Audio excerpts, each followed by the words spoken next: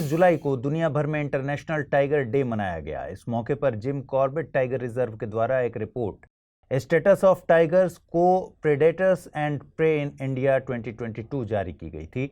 Report के मुताबिक 2022 में भारत में टाइगर्स की संख्या 3682 दर्ज की गई है, जो कि अप्रैल 2023 में जारी आंकड़ों में 3167 बताई गई थी।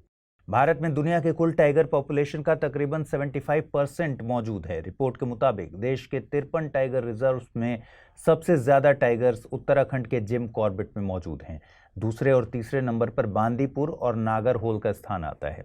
सबसे ज्यादा टाइगर्स की संख्या मध्य प्रदेश में दर्ज की गई है। उसके बाद कर्नाटक, उत्तराखंड और महाराष्ट्र का स्थान आता है। तकरीबन 1/4 टाइगर्स संरक्षित क्षेत्र के बाहर दर्ज किए गए हैं। आपको बता दें कि 29 जुलाई 2010 को रूस के सेंट पीटर्सबर्ग में इंटरनेशनल टाइगर समिट आयोजित की गई थी। इस मौके पर 13 टाइगर रेंज के देशों ने 2022 तक बाघों की संख्या दोगुनी करने का संकल्प लिया था। इसे T2 यानी टाइगर टाइम्स 2 नाम दिया गया था। इस दौरान की गई सेंट पीटर्सबर्ग घोषणा बाघ संरक्षण से संबंधित है। साल 2010 में वैश्विक स्तर पर बाघों की संख्या केवल 3200 रह गई थी। 13 टाइगर रेंज देशों में Bharat, Bangladesh, Nepal, Bhutan, Vietnam, Myanmar, Laos, Cambodia, Thailand, Malaysia, Indonesia, चीन और रूस शामिल हैं। चैट जीपीटी की पॉपुलैरिटी के बाद सैम ऑल्टमैन ने एक और प्रोजेक्ट वर्ल्ड कॉइन को रीइंट्रोड्यूस किया है। इस प्रोजेक्ट में ह्यूमन यूनिकनेस को सिद्ध करने के लिए आंखों को स्कैन किया जाता है। बदले में एक आईडी दी जाती है जिसे वर्ल्ड आईडी कहा जाता है। वर्ल्ड कॉइन प्रोजेक्ट के तहत दुनिया का सबसे बड़ा आइडेंटिटी एंड फाइनेंशियल नेटवर्क बनाने की बात की जा रही है। वर्ल्ड कॉइन प्रोजेक्ट एक ऐसी पहल है जिसमें एक डिजिटल नेटवर्क बनाने की बात की जा रही है। इसमें हर कोई अपने हिस्से का दावा कर सके और डिजिटल इकोनॉमी का हिस्सा बन सके, ऐसा प्रयास है। इसमें ORB डिवाइस का प्रयोग करके व्यक्ति की आइरिस को स्कैन कर लिया जाता है। यह आइरिस स्कैन व्यक्ति के बायोमेट्रिक डेटा को कलेक्ट करने में मददगार होता है। वर्ल्ड कॉइन का दावा है कि हर किसी व्यक्ति को अपने नेटवर्क में शामिल करना चाहते हैं। साथ ही बायोमेट्रिक के प्रयोग से डुप्लीकेशन से बचा जा सकता है। इस प्रोजेक्ट में आइरिस स्कैन करवाने की यूजर की इच्छा होनी चाहिए।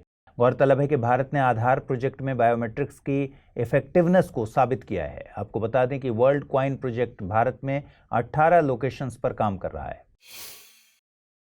जी कन्नाबिरन को NAAC यानी national assessment and accreditation council का निदेशक यानी डायरेक्टर नियुक्त किया गया है। NAAC UGC के तहत एक स्वायत्त संस्थान है।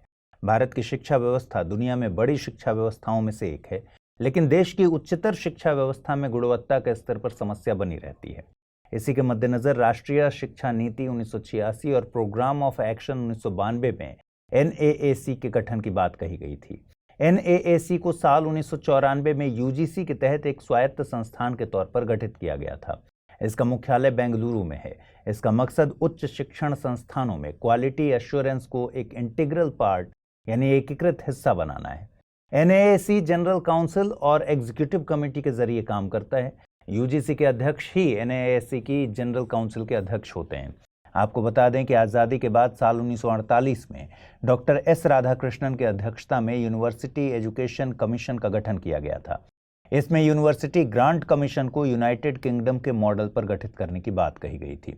28 दिसंबर 1953 को मौलाना अबुल कलाम आज़ाद के द्वारा यूनिवर्सिटी ग्रांट कमीशन का शुभारंभ किया गया। हालांकि आधिकारिक तौर पर इसका गठन नवंबर 1956 में संसद के एक एक्ट के द्वारा सांविधिक संस्था के तौर पर किया गया था। इसका मकसद उच्च शिक्षा में गुणवत्ता वाली शिक्षा को बढ़ावा देना है। यूरोपियन यूनियन ने अफ्रीकी देश नाइजर से सभी तरह के सुरक्षा सहयोग को समाप्त कर दिया है। दरअसल अफ्रीकी देश नाइजर की सेना ने तख्ता पलट कर दिया था। जनरल अब्दुर्रहमान तिब्यानी को विद्रोही सैनिकों ने अपने नेता के तौर पर घोषित किया था। छोटे से इस मुल्क में हुए तख्ता पलट में पश्चिमी देशों द्वारा रूस का हाथ बताया जा रहा है। सेना ने लोकतांत्रिक रूप से निर्वाचित राष्ट्रपति मोहम्मद बजौम को हिरासत में ले लिया है। अमेरिकी विदेश मंत्री एंटनी ब्लिंकन ने राष्ट्रपति मोहम्मद बजौम की तत्काल रिहाई की मांग की है। इसके अलावा देश में लोकतांत्रिक व्यवस्था बहाल करने की मांग की गई है। आपको बता दें कि नाइजर पश्चिम अफ्रीका में स्थित एक लैंडलॉक्ड कंट्री है।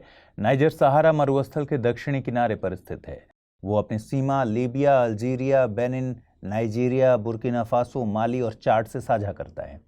नाइजर यूरेनियम का 7वां सबसे बड़ा उत्पादक है, इसलिए यहां हुआ तख्तापलट दुनिया में चिंता का विषय बना हुआ है। आइए अब जल्दी से देखें आज क्या है रैपिड न्यूज में खास।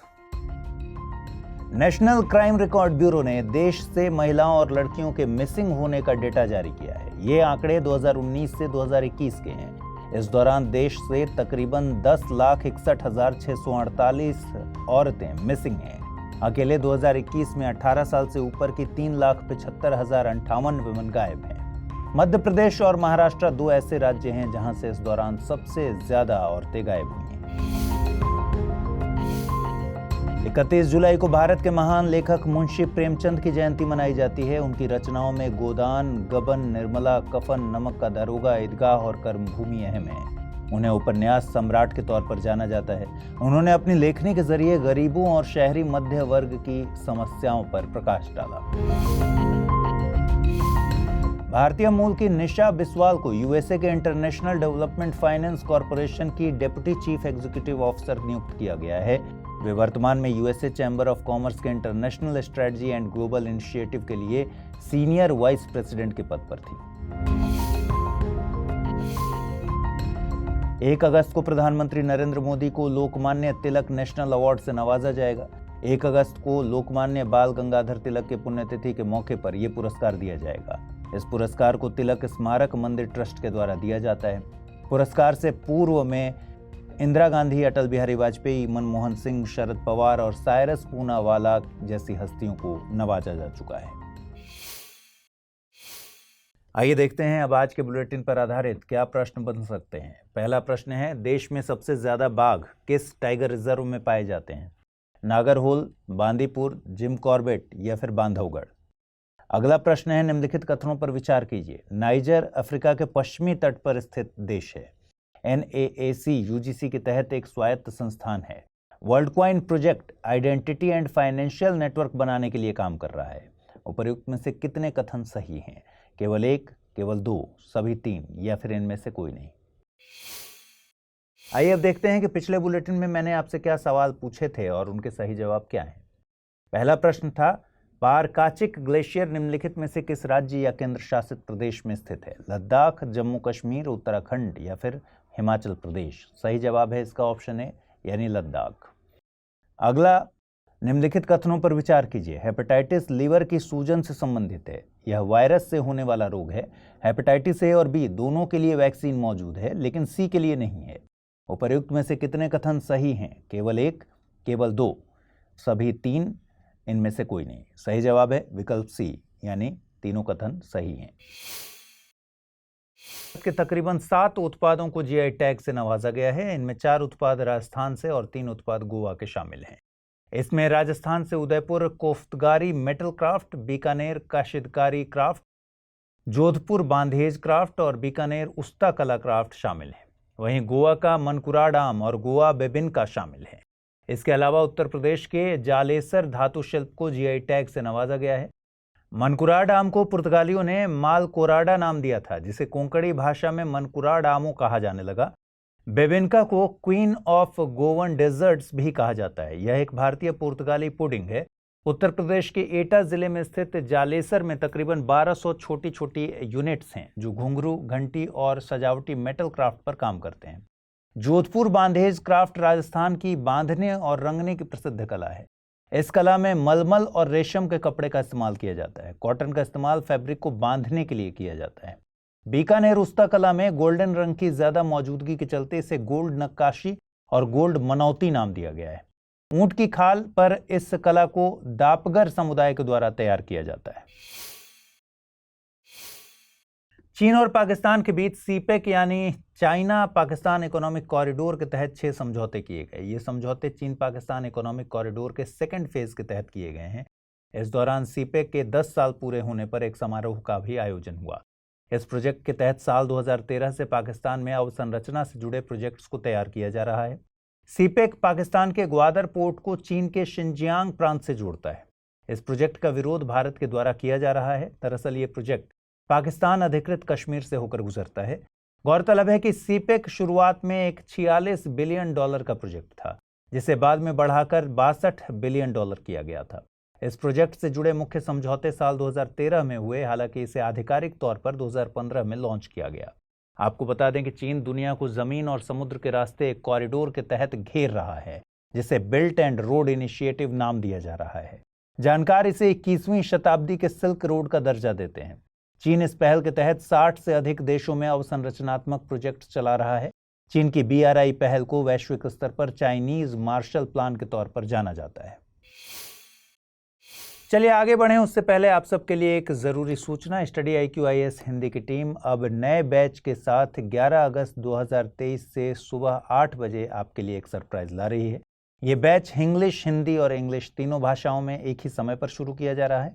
कोर्स की सबसे बड़ी खासियत है, प्रीलिम्स क्लियर करने वाले स्टूडेंट्स के लिए स्टडी IQ की तरफ से निःशुल्क आवासीय सुविधा उपलब्ध कराई जाएगी और आपके मेंस की पूरी तैयारी कराई जाएगी। इंटरव्यू के लिए भी आपको डेफ का 1-to-1 एनालिसिस किया जाएगा, साथ ही बहुत सारे और फीचर्स शामिल हैं। डिस्काउंट हासिल करने के लिए आपको अमृत लाइव कोड यूज करना है। इससे ये कोर्स आपको केवल 29,999 रुपये में हासिल हो सकेगा। कोर्स के संबंध में ज्यादा जानकारी के लिए डिस्क्रिप्शन बॉक्स में जाइए, वहां एक लिंक दिया हुआ है, उस पर क्लिक कर लीजिए। हाल ही में IPCC यानी inter governmental panel on climate change के चुनाव संपन्न हुए। ये चुनाव IPCC के 59वें सत्र की बैठक में संपन्न हुए। बैठक केन्या के नैरोबी में आयोजित हुई थी। चुनाव संपन्न होने के साथ ही 7th असेसमेंट साइकिल की भी शुरुआत हो गई है। IPCC को साल 1988 में विश्व मौसम विज्ञान संगठन WMO और UN एनवायरमेंट प्रोग्राम यानी UNEP के द्वारा गठित किया गया था। IPCC असेसमेंट रिपोर्ट्स जारी करता है। ये असेसमेंट रिपोर्ट्स जलवायु परिवर्तन की ऑथेंटिक जानकारी मुहैया कराने के लिए मशहूर हैं। IPCC ने अभी तक 6 असेसमेंट रिपोर्ट्स जारी की हैं। लास्ट रिपोर्ट मार्च 2023 में जारी की गई थी। IPCC सरकारों से बना एक संगठन है। इसमें UN या WMO के सदस्य देश शामिल होते हैं। वर्तमान में IPCC में 195 सदस्य शामिल हैं। IPCC खुद से रिसर्च कंडक्ट नहीं करता, बल्कि तैयार रिपोर्ट्स के असेसमेंट का काम करता है।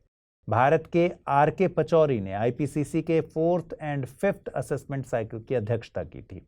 हालिया चुनावों में IPCC की अध्यक्षता जेम्स स्किया को सौंपी गई है। वे इंपीरियल कॉलेज लंदन में प्रोफेसर हैं। भारत की CERT-IN यानी कंप्यूटर इमरजेंसी रिस्पांस टीम ने अकीरा को लेकर अकीरा जो कि रैंसमवेयर है, उसे लेकर अलर्ट जारी किया है। यह रैंसमवेयर विंडोज और लाइनेक्स दोनों तरह की डिवाइसेस को टारगेट कर रहा है। ये डिवाइसेस से डेटा चोरी करता है और एन्क्रिप्शन दोनों के लिए जिम्मेदार है। यह रैंसमवेयर डिवाइस की रिकवरी के लिए डबल रैंसमवेयर की मांग कर रहा है। यह रैंसमवेयर डिवाइस के डेटा को एन्क्रिप्ट करके रैंसम के लिए नोट छोड़ रहा है। यदि पीड़ित रैंसम पे न कर पाए तो उनके डेटा को डार्क वेब ब्लॉग पर जारी करने की धमकी दी जा रही है। आमतौर पर ransomware phishing email, drive bye download और रिमोट डेस्कटॉप कनेक्शन के जरिए अटैक करता है। CERT-IN ने लोगों को बेसिक इंटरनेट हाइजीन और रैंसमवेयर के लिए प्रोटेक्शन टूल्स के इस्तेमाल की सिफारिश की है। इसके अलावा क्रिटिकल डेटा का ऑफलाइन बैकअप करने की सलाह भी दी है। आपको बता दें कि रैंसमवेयर एक ऐसा मालवेयर होता है जो किसी संस्था या व्यक्ति को कंप्यूटर फाइल की एक्सेस देने से रोकता है। साइबर अटैकर्स रैंसमवेयर के अटैक के जरिए संस्थाओं को ऐसी स्थिति में पहुंचा देते हैं जहां उन्हें रैंसम देकर फाइल्स डिक्रिप्ट करवाना ज्यादा सस्ता पड़ता है। आइए जल्दी से देखें आज क्या है खास रैपिड न्यूज में। OBC सब कैटेगराइजेशन के लिए गठित आयोग ने अपनी रिपोर्ट राष्ट्रपति द्रौपदी मुर्मू को सौंप दी है। इस आयोग को केंद्र की OBC सूची में सुधार के मकसद से गठित किया गया था। आयोग के अध्यक्ष दिल्ली हाईकोर्ट के रिटायर्ड जज जी रोहिणी थे। मन की बात के 103वें एपिसोड में प्रधानमंत्री नरेंद्र मोदी ने भोजपत्र कैलीग्राफी की चर्चा की थी। उन्होंने बद्रीनाथ के नजदीक बसे माना गांव की महिलाओं द्वारा किए जा रहे इस बिजनेस के सिलसिले में इसे हाईलाइट किया था। माना गांव भारत चीन की सीमा से पहले बसा आखिरी गांव है। भोजपत्र या हिमालयन बिर्च 3000 मीटर की ऊंचाई पर पाया जाने वाला पेड़ है। इसकी छाल को पेपर की तरह इस्तेमाल किया जाता है।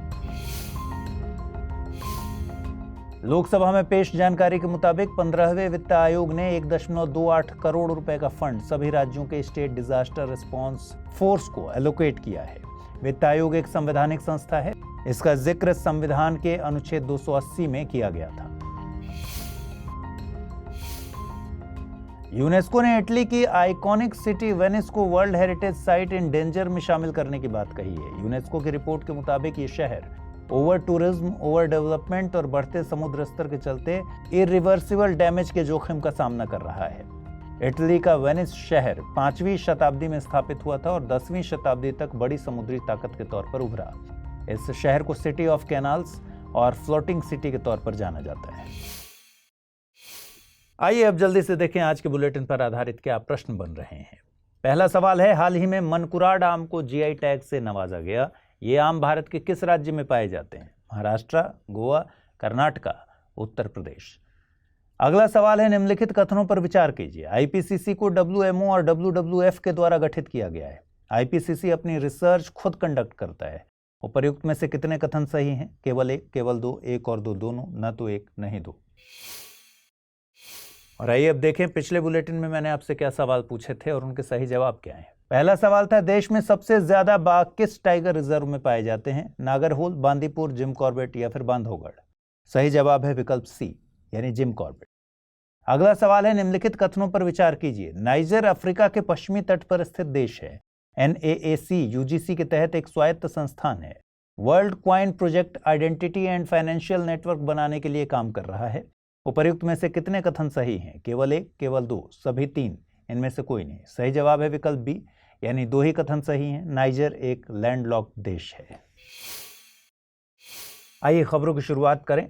सरकार द्वारा राज्यसभा में पेश की गई जानकारी के मुताबिक प्रधानमंत्री आवास योजना के तहत 75.51 लाख घर तैयार किए गए हैं, जिनमें से 71.39 लाख घर ऑक्यूपाइड हो चुके हैं। प्रधानमंत्री आवास योजना शहरी भारत सरकार की एक फ्लैगशिप स्कीम है। इस योजना को आवासन एवं शहरी कार्य मंत्रालय के द्वारा लागू किया जा रहा है। योजना को 25 जून 2015 को लॉन्च किया गया था। योजना के तहत साल 2022 तक सभी एलिजिबल शहरी परिवारों को पक्का घर मुहैया कराना था। अगस्त 2022 में यूनियन कैबिनेट ने इस योजना को 31 दिसंबर 2024 तक बढ़ाने की मंजूरी दी है। योजना के 4 वर्टिकल्स में से CLSS को छोड़कर बाकी सभी को आगे बढ़ाने की मंजूरी दी गई है। योजना के 4 वर्टिकल्स में in situ slum redevelopment, credit linked subsidy scheme, affordable housing in partnership और beneficiary led individual house construction शामिल है। हाल ही में नेचर जर्नल में एक अध्ययन global climate change trends detected in indicators of ocean ecology publish हुआ था। इसके मुताबिक पिछले 2 दशकों में पृथ्वी पर मौजूद महासागरों के रंग में परिवर्तन देखने को मिला है। ये परिवर्तन मुख्य तौर पर मानव निर्मित जलवायु परिवर्तन के चलते देखने को मिल रहा है। महासागरों के तकरीबन 56% हिस्से में कलर में चेंजेस देखने को मिले हैं। महासागरों में रंग परिवर्तन प्रत्यक्ष तौर पर मरीन लाइफ को प्रभावित नहीं करता, लेकिन भविष्य में मरीन इकोसिस्टम असंतुलित हो सकता है। गौरतलब है कि दुनिया के अधिकांश हिस्सों में महासागरों का रंग ब्लू या फिर नेवी ब्लू दिखाई देता है। इसके पीछे absorption and scattering of light का सिद्धांत काम करता है। सूर्य का प्रकाश जब गहरे और साफ पानी पर पड़ता है तो लंबी वेवलेंथ वाले प्रकाश जैसे कि लाल, पीला और हरे रंग को जल की बूंदों द्वारा अवशोषित कर लिया जाता है। वहीं छोटी वेवलेंथ वाले प्रकाश मसलन नीला और बैंगनी को वापस रिफ्लेक्ट कर दिया जाता है।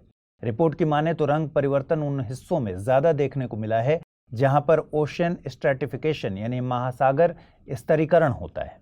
जलवायु परिवर्तन के चलते ओशन स्ट्रैटिफिकेशन की घटना को बढ़ावा मिला है। ओशन स्ट्रैटिफिकेशन प्राकृतिक तौर पर होने वाली घटना है।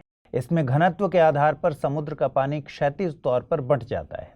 इसमें भारी, ठंडे, नमकीन और पोषण युक्त पानी के ऊपर हल्के, गर्म, कम नमकीन और पोषण रहित पानी की एक लेयर बन जाती है। आगे बढ़ें उसके पहले आप सबके लिए जरूरी सूचना, स्टडी IQ IAS हिंदी की टीम P2I यानी प्रीलिम्स टू इंटरव्यू बैच लेकर आई है। नए बैच की शुरुआत 11 अगस्त 2023 से सुबह 8 बजे हो रही है। बैच इंग्लिश में, हिंदी में और इंग्लिश में तीनों भाषाओं में एक ही समय पर शुरू किया जा रहा है। कोर्स की सबसे बड़ी खासियत है प्रीलिम्स क्लियर करने वाले स्टूडेंट्स के लिए स्टडी IQ की तरफ से निःशुल्क आवासीय सुविधा उपलब्ध कराना। इस दौरान आपके मेंस की पूरी तैयारी कराई जाएगी। साथ ही इंटरव्यू के डेफ का 1-to-1 एनालिसिस किया जाएगा। कोर्स में डिस्काउंट हासिल करने के लिए आपको अमृत लाइव कोड यूज करना है। इससे ये कोर्स आपको केवल 29,999 रुपये में हासिल होगा।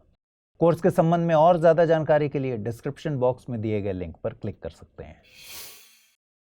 हाल ही में यूनेस्को की विरासत समिति ने ऑस्ट्रेलिया के ग्रेट बैरियर रीफ को खतरे में होने की सूची में सूचीबद्ध करने से रोक दिया है। साथ ही यूनेस्को ने चेतावनी भी दी है कि दुनिया का सबसे बड़ा प्रवाल भित्ति पारिस्थितिक तंत्र गंभीर खतरे में है। ग्रेट बैरियर रीफ के भविष्य की बात करें तो वैज्ञानिकों को आशंका है कि साल 2050 तक यह रीफ पूरी तरह से नष्ट हो जाएगी। कुछ समय पहले यूनेस्को के एक पैनल ने अनुशंसा की थी कि ग्रेट बैरियर रीफ को खतरे की सूची में डाला जाना चाहिए। पैनल ने इसका कारण प्रदूषण और महासागरों के गर्म होने से मूंगा विरंजन यानी कोरल ब्लीचिंग की लगातार बढ़ती घटनाओं को बताया था। लेकिन पिछले कुछ समय से ऑस्ट्रेलियाई सरकार ने ग्रेट बैरियर रीफ को संरक्षित करने के लिए कई सराहनीय प्रयास किए हैं, जिसके कारण फिलहाल यूनेस्को की विरासत समिति ने ग्रेट बैरियर रीफ को खतरे की सूची में डाले जाने के निर्णय को टाल दिया है। चलिए अब बात कर लेते हैं ग्रेट बैरियर रीफ की। ग्रेट बैरियर रीफ विश्व का सबसे बड़ा और समृद्ध प्रवाल भित्ति पारिस्थितिकीय तंत्र है।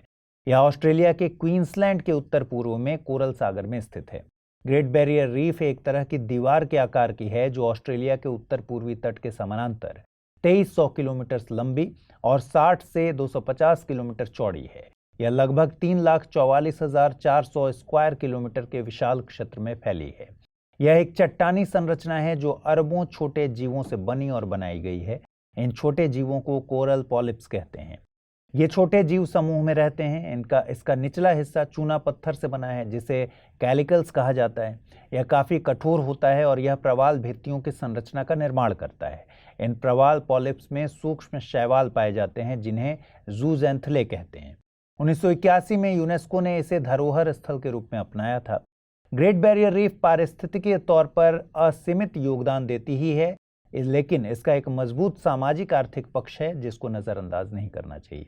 ग्रेट बैरियर रीफ के पर्यटन और इससे संबद्ध आर्थिक गतिविधियां ऑस्ट्रेलिया की अर्थव्यवस्था में लगभग $4 बिलियन का योगदान देती हैं सालाना। इससे लगभग 64,000 लोगों को प्रत्यक्ष और कई हजार लोगों को अप्रत्यक्ष रूप से रोजगार मिलता है। ऑस्ट्रेलिया की जनसंख्या लगभग 2.57 करोड़ है और जीडीपी लगभग $1.71 ट्रिलियन है। आप ग्रेट बैरियर रीफ की इंपॉर्टेंस को समझने के लिए इस डेटा की तुलना ऑस्ट्रेलिया की जनसंख्या और जीडीपी से कर सकते हैं। हाल ही में ease of doing business index में सुधार लाने और व्यापार करने को बेहतर बनाने के मकसद से जन विश्वास विधेयक संसद में लाया गया था। इसे कुछ दिनों पहले लोकसभा में पारित किया गया था। 2 अगस्त को यह राज्यसभा में भी पारित हो चुका है। इस विधेयक के उद्देश्यों की बात करें तो यह कुछ अपराधों के लिए कारावास या जुर्माने को खत्म करने के लिए 42 कानूनों में 183 प्रावधानों में संशोधन करेगा। 42 कानूनों में से सिर्फ एक कानून के प्रावधानों में संशोधन के चलते यह विधेयक बहस का मुद्दा बन गया है। जिस कानून के प्रावधानों में संशोधन के कारण जन विश्वास विधेयक सुर्खियों में है वह है भारत में दवाओं के निर्माण, भंडारण और बिक्री को नियंत्रित करने वाला कानून। आइए समझते हैं पूरा मामला क्या है। दरअसल जन विश्वास विधेयक औषधि एवं प्रसाधन सामग्री अधिनियम 1940 में 2 बदलाव करेगा। पहला बदलाव होगा मौजूदा कानून की धारा 30(2) में। जन विश्वास विधेयक में प्रस्तावित संशोधन के अनुसार इस धारा के उल्लंघन करने पर जेल नहीं होगी, अब केवल जुर्माना लिया जाएगा जो कि 5 लाख रुपए से कम का नहीं होगा। इस संशोधन में कोई विवाद नहीं है। विवाद है दूसरे वाले में, यानी दूसरे संशोधन में, जो कि मौजूदा कानून की धारा 32(b)(1) को बदलेगा। धारा 32(b)(1) में बदलाव से धारा 27(d) के तहत अपराधों के कंपाउंडिंग की अनुमति मिल जाएगी। कंपाउंडिंग एक कानूनी प्रावधान है जो किसी कंपनी को आपराधिक कार्यवाही से गुजरने के बजाय जुर्माना भरने की अनुमति देता है। दूसरे शब्दों में समझें तो मौजूदा कानून की धारा 27 में नकली या मिलावटी दवा बनाने जैसे अपराधों के लिए दंड का प्रावधान है। यह दंड 5 साल से लेकर आजीवन कारावास तक हो सकता है। अब इसमें बदलाव कर दिया गया है। अब कोई कंपनी अगर नकली या मिलावटी दवा बनाने के जैसा अपराध करती है तो वो कंपाउंडिंग की प्रक्रिया को चुन सकती है। यह प्रक्रिया ट्रैफिक चालान की तरह है। यदि कंपनियां गलती स्वीकार करती हैं, कमियां सुधारती हैं और जुर्माना भरती हैं तो वे अदालती कार्रवाई से बच सकती हैं। अगर वे गलती या जुर्माना स्वीकार नहीं करती तो अदालती कार्रवाई हमेशा की तरह ही होगी। इस विधेयक के विरोध करने वालों का कहना है कि इस प्रावधान का इस्तेमाल करके कंपनियां घटिया दवाइयां बनाएंगी और इन दवा के सेवन से अगर कोई व्यक्ति मर भी जाता है तो भी कंपनियां जुर्माना देकर बच जाएंगी। हालांकि सरकार का कहना है कि कंपाउंडिंग का प्रावधान उन दवा निर्माताओं के लिए उपलब्ध होगा जिन्हें मामूली गड़बड़ी या गुणवत्ता नियंत्रण उपायों के आरोप में कारावास का सामना करना पड़ता है। या यह केवल उन कंपनियों के लिए उपलब्ध होगा जो सामान्यतः नकली या फिर मिलावटी दवाएं नहीं बनाती हैं, जिनका घटिया दवाएं बनाने का इरादा नहीं है और जो इसके खिलाफ सावधानी बरतती हैं। आइए अब जल्दी से देखें आज के रैपिड न्यूज में क्या है खास। जीएसटी काउंसिल की हालिया संपन्न हुई बैठक में ऑनलाइन गेमिंग, कसिनो और हॉर्स रेसिंग पर 28% कर आरोपित करने की बात कही गई है। कर की ये दरें 1 अक्टूबर 2023 से लागू करने की बात की जा रही है। सऊदी अरब रूस यूक्रेन के बीच शांति वार्ता के लिए 5 से 6 अगस्त के बीच एक पीस फोरम की मेजबानी करने वाला है। इस बैठक में Chile, Egypt, European Union, USA और यूके समेत 30 के करीब देश आमंत्रित हैं। खबरों के मुताबिक इसमें रूस को न्योता नहीं दिया गया है। यह फोरम सऊदी के शहर जेद्दा में आयोजित की जाएगी। हाल ही में टाइफून खानून ने जापान और ताइवान के कई हिस्सों को प्रभावित किया है। टाइफून एक ट्रॉपिकल साइक्लोन ही है। जब ट्रॉपिकल साइक्लोन में हवा की स्पीड 74 मील प्रति घंटे से ज्यादा पहुंच जाती है तो इसे हरिकेन और टाइफून जैसे नाम दिए जाते हैं। उत्तरी अटलांटिक, उत्तरी मध्य प्रशांत महासागर और उत्तर पूर्वी प्रशांत महासागर में इसे हरिकेन कहते हैं। इसी तरह के सेम डिस्टर्बेंस को उत्तर पश्चिमी प्रशांत महासागर में टाइफून कहा जाता है। केंद्र सरकार ने लैपटॉप, टैबलेट और पर्सनल कंप्यूटर के आयात पर तत्काल प्रभाव से प्रतिबंध लगा दिया है। हालांकि एक लैपटॉप, टैबलेट और पर्सनल कंप्यूटर के आयात को छूट दी गई है। इसके अलावा रिसर्च एंड डेवलपमेंट के लिए एक कंसाइनमेंट में 20 आइटम्स की छूट दी गई है। आइए जल्दी से देखें बुलेटिन पर आधारित क्या प्रश्न बन सकते हैं। पहला प्रश्न है, प्रधानमंत्री आवास योजना को किस मंत्रालय के द्वारा लागू किया जाता है? गृह मंत्रालय, आवासन एवं शहरी कार्य मंत्रालय, सांख्यिकी मंत्रालय या फिर कौशल विकास और उद्यमशीलता मंत्रालय। अगला सवाल है, निम्नलिखित कथनों पर विचार कीजिए। ग्रेट बैरियर रीफ विश्व का सबसे बड़ा और समृद्ध प्रवाल भित्ति पारिस्थितिकी तंत्र है या ऑस्ट्रेलिया के क्वींसलैंड के उत्तर पूर्व में स्थित है। ग्रेट बैरियर रीफ को यूनेस्को विश्व विरासत स्थल का दर्जा हासिल है। उपर्युक्त में से कितने कथन सही हैं? केवल 1, केवल 2, सभी 3 या फिर इनमें से कोई नहीं। आइए देखें पिछले बुलेटिन में मैंने आपसे क्या सवाल पूछे थे और उनके सही जवाब क्या है। पहला सवाल था, हाल ही में मनकुराड आम को जीआई टैग से नवाजा गया है। ये आम भारत के किस राज्य में पाए जाते हैं? महाराष्ट्र, गोवा, कर्नाटक या फिर उत्तर प्रदेश? सही जवाब है इसका ऑप्शन बी यानी गोवा। अगला सवाल मैंने पूछा था, निम्नलिखित कथनों पर विचार कीजिए। आईपीसीसी को डब्ल्यूएमओ और डब्ल्यूडब्ल्यूएफ के द्वारा गठित किया गया है। आईपीसीसी अपनी रिसर्च खुद कंडक्ट करता है। उपर्युक्त में से कितने कथन सही हैं? केवल 1, केवल 2, 1 और 2, दोनों, न तो 1 नहीं 2। सही जवाब है विकल्प डी यानी दोनों कथन गलत हैं। आईपीसीसी को डब्ल्यूएमओ और यूएनईपी के द्वारा गठित किया गया है। आईपीसीसी अपनी रिसर्च खुद कंडक्ट नहीं करता। एनपीटी यानी treaty on the non proliferation of nuclear weapons की रिव्यू कॉन्फ्रेंस 2026 में आयोजित होनी है। इससे पहले preparatory committee for the 2026 review conference of the parties के 3 सेशन आयोजित करने का प्लान है। इसका पहला सेशन 31 जुलाई से 11 अगस्त के बीच वियना में आयोजित किया जा रहा है।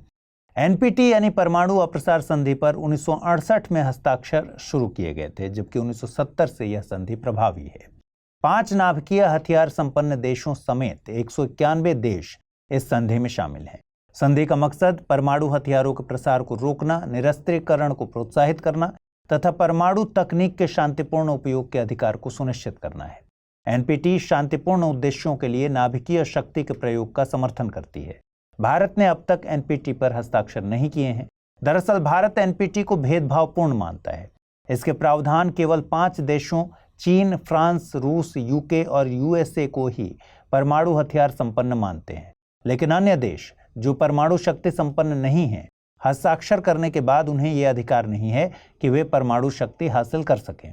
इस तरह भारत पहले से परमाणु शक्ति संपन्न देश और गैर परमाणु शक्ति संपन्न देशों के बीच किए जाने वाले भेदभाव का विरोध करता है। परमाणु अप्रसार संधि के उद्देश्यों को पूरा करने के लिए आईएईए यानी अंतर्राष्ट्रीय परमाणु ऊर्जा एजेंसी को जिम्मेदारी दी गई है। आईएईए का गठन 1957 में हुआ था। इसका मुख्यालय ऑस्ट्रिया के वियना में है। इसका मुख्य कार्य विश्व में परमाणु ऊर्जा का शांतिपूर्ण उपयोग सुनिश्चित करना है। यह संयुक्त राष्ट्र का अंग नहीं है, लेकिन सुरक्षा परिषद और संयुक्त राष्ट्र महासभा को यह अपनी रिपोर्ट सौंपता है। गृह मंत्रालय ने वीजा की एक नई कैटेगरी इंट्रोड्यूस की है, जिसे आयुष वीजा नाम दिया गया है। ये वीजा उन विदेशी नागरिकों के लिए जारी किया जाएगा जो भारत में आयुष प्रणाली के तहत मेडिकल ट्रीटमेंट चाहते हैं। ये पहल भारत में मेडिकल ट्रैवल को बढ़ावा देगी, साथ ही इंडियन ट्रेडिशनल मेडिसिन को वैश्विक पहचान दिलाने में भी मददगार साबित होगी। आपको बता दें कि भारत में प्रचलित आयुष प्रणाली में आयुर्वेद, योग, नेचुरोपैथी, यूनानी, सिद्धा और होम्योपैथी शामिल हैं। आयुर्वेद भारत में मेडिसिन के लिए प्रचलित परंपरागत व्यवस्था है। आयुर्वेद से मतलब है जीवन का ज्ञान। आयुर्वेद संस्कृत के दो शब्दों से मिलकर बना है। आयु से मतलब है जीवन और वेद से मतलब है ज्ञान। योगा शब्द संस्कृत के युज शब्द से बना है। इसका अर्थ है जोड़ना। योग में व्यक्ति का खुद की कॉन्शियसनेस यानी चेतना से मिलन होता है। नेचुरोपैथी एक लागत प्रभावी ड्रग लेस थेरेपी है। इसमें स्वास्थ्य की देखभाल प्राकृतिक तौर पर मिलने वाले पदार्थों से की जाती है। यूनानी प्रणाली एक व्यापक व्यवस्था है। इसमें निवारक, प्रोत्साहनात्मक, उपचारात्मक और पुनर्वासात्मक स्वास्थ्य देखभाल मुहैया कराई जाती है। सिद्धा भारत में प्रचलित प्राचीन मेडिसिन सिस्टम है। यह शब्द सिद्धि से जुड़ा हुआ है, जिसका अर्थ होता है पूर्णता को हासिल करना। सोवा रिगपा हिमालयी क्षेत्र की परंपरागत मेडिसिन सिस्टम है। इसका मतलब होता है साइंस ऑफ हीलिंग। इसके प्रैक्टिशनर्स को आमची कहा जाता है। होम्योपैथी की खोज 18वीं शताब्दी के अंत में German physician doctor Christian Friedrich Samuel Hahnemann ने की थी। होम्योपैथी एक ऐसी चिकित्सीय प्रणाली है जिसमें let likes be treated by likes यानी समः समम शमयति का पालन किया जाता है। होम्योपैथी की दवाएं जानवरों, पौधों, खनिजों और अन्य प्राकृतिक पदार्थों से तैयार की जाती हैं। ये दवाएं लागत प्रभावी होती हैं, साथ ही इनके साइड इफेक्ट्स नहीं होते। आइए अब आप सबके लिए जरूरी सूचना। स्टडी IQ IAS हिंदी की टीम P2I यानी प्रीलिम्स टू इंटरव्यू बैच लेकर आई है। नए बैच की शुरुआत 11 अगस्त 2023 से सुबह 8 बजे हो रही है। ये बैच इंग्लिश, हिंदी और इंग्लिश तीनों भाषाओं में एक ही समय पर शुरू किया जा रहा है। कोर्स की सबसे बड़ी खासियत, प्रीलिम्स क्लियर करने वाले स्टूडेंट्स के लिए स्टडी IQ की तरफ से निःशुल्क आवासीय सुविधा उपलब्ध कराई जाएगी। इस दौरान आपके मेंस की पूरी तैयारी कराई जाएगी। साथ ही इंटरव्यू में डेफ का 1-to-1 एनालिसिस वगैरह भी किया जाएगा। कोर्स में डिस्काउंट हासिल करने के लिए अमृत लाइव कोड यूज करना है। इससे ये कोर्स आपको केवल 29,999 रुपये में मिलेगा। कोर्स के संबंध में और अधिक जानकारी के लिए डिस्क्रिप्शन बॉक्स में दिए गए लिंक पर क्लिक कर सकते हैं। भारतीय पूंजी बाजार में पी नोट्स के जरिए निवेश 1.13 लाख करोड़ तक पहुंच गया है। ये आंकड़े पिछले 5.5 सालों में उच्चतम स्तर पर हैं। पी नोट्स यानी पार्टिसिपेटरी नोट्स पंजीकृत FPI यानी फॉरेन पोर्टफोलियो इन्वेस्टर्स द्वारा विदेशी निवेशकों को जारी किए जाते हैं। दरअसल पी नोट्स निवेशक खुद को सीधे पंजीकृत किए हुए बिना भारतीय शेयर बाजार का हिस्सा बनना चाहते हैं। हालांकि उन्हें सेबी की समुचित प्रक्रिया से गुजरना पड़ता है। FPI गैर निवासी होते हैं जो भारतीय प्रतिभूतियों जैसे शेयर, सरकारी बॉन्ड, कॉरपोरेट बॉन्ड आदि में निवेश करते हैं। सेबी विदेशी पोर्टफोलियो निवेशक विनियम 2019 FPI को रेगुलेट करता है। गौरतलब है कि FPI विदेशी प्रत्यक्ष निवेश यानी FDI से अलग होता है। इसमें निवेशकों को किसी कंपनी की संपत्ति का प्रत्यक्ष स्वामित्व नहीं मिलता। सरकार द्वारा राज्यसभा में पेश की गई जानकारी के मुताबिक 2019 से 2021 के बीच OSA यानी ऑफिशियल सीक्रेट्स एक्ट 1923 के तहत 136 लोगों को गिरफ्तार किया गया है। OSA 1923 में ब्रिटिश सरकार द्वारा लागू किया गया एक औपनिवेशिक कानून है। इसे लॉर्ड कर्जन के काल में इंडियन ऑफिशियल सीक्रेट्स एक्ट 1904 के नाम से लागू किया गया था। OSA 1923 ने इसी एक्ट को रिप्लेस किया था। साथ ही OSA 1923 को देश के प्रशासन के सीक्रेसी से जुड़े सभी मामलों पर लागू किया गया। यह एक्ट देश में लागू सूचना के अधिकार के साथ क्लैश करता है। दरअसल OSA में सीक्रेट को परिभाषित नहीं किया गया है। ऐसे में जब RTI के तहत कोई जानकारी मांगी जाती है तो उसे सीक्रेट बताकर देने से इनकार किया जा सकता है। दूसरे प्रशासनिक सुधार आयोग यानी सेकंड ARC के द्वारा इसे खत्म करने की सिफारिश की गई थी, जिसे अभी तक लागू नहीं किया जा सका है। ये कानून जासूसी, गुप्त जानकारी साझा करना, वर्दी का अनधिकृत उपयोग, जानकारी को छिपाना, निषिद्ध या प्रतिबंधित क्षेत्रों में सशस्त्र बलों के साथ हस्तक्षेप को दंडनीय अपराध बनाता है। दोषी पाए जाने पर व्यक्ति को 14 साल की सजा, जुर्माना या फिर दोनों हो सकता है। यह कानून लोक सेवक और नागरिकों दोनों पर लागू होता है। आइए अब जल्दी से देखें आज के रैपिड न्यूज में क्या है खास। झारखंड असेंबली ने Jharkhand competitive examination measure for control and prevention of unfair means in recruitment bill 2023 पारित किया है। इसमें प्रतियोगी परीक्षाओं में नकल के मामलों में उम्र कैद और 10 करोड़ रुपए के जुर्माने का प्रावधान किया गया है। 3 अगस्त से डूरंट कप की शुरुआत हो चुकी है। डूरंट कप फुटबॉल के लिए आयोजित होने वाला एशिया का सबसे पुराना टूर्नामेंट है। इसकी मेजबानी असम और पश्चिम बंगाल के द्वारा की जाएगी। मालाबार रिवर फेस्टिवल के 9वें एडिशन की शुरुआत हुई है। केरल में आयोजित होने वाला ये फेस्टिवल दक्षिण भारत नदी आधारित पहला कंपटीशन है। इसमें कयाकिंग चैंपियनशिप का आयोजन किया जाता है। वैश्विक वित्तीय सेवा फर्म मॉर्गन स्टैनले ने भारत के स्टेटस को अपग्रेड किया है। भारत को इक्वल वेट से ओवरवेट का दर्जा दिया गया है। वहीं चीन की रैंक डाउन हुई है। चीन को इक्वल वेट का दर्जा हासिल हुआ है। भारत को यह स्टेटस इसलिए हासिल हुआ क्योंकि भारत की आर्थिक समृद्धि उस वक्त में भी जारी है जब वैश्विक स्तर पर समृद्धि की दर लगातार धीमी है। आइए अब जल्दी से देखें आज के बुलेटिन पर आधारित क्या प्रश्न बन सकते हैं। पहला सवाल है, डूरंट कप किस खेल से संबंधित है? फुटबॉल, पोलो, वॉलीबॉल या फिर बैडमिंटन? अगला सवाल है, निम्नलिखित कथनों पर विचार कीजिए। सोवा रिगपा दक्षिण भारत में प्रचलित एक दार्शनिक परंपरा है। भारत एनपीटी का हस्ताक्षरकर्ता देश है। उपर्युक्त में से कितने कथन सही हैं? केवल एक, केवल दो, दोनों, न तो एक न ही दो।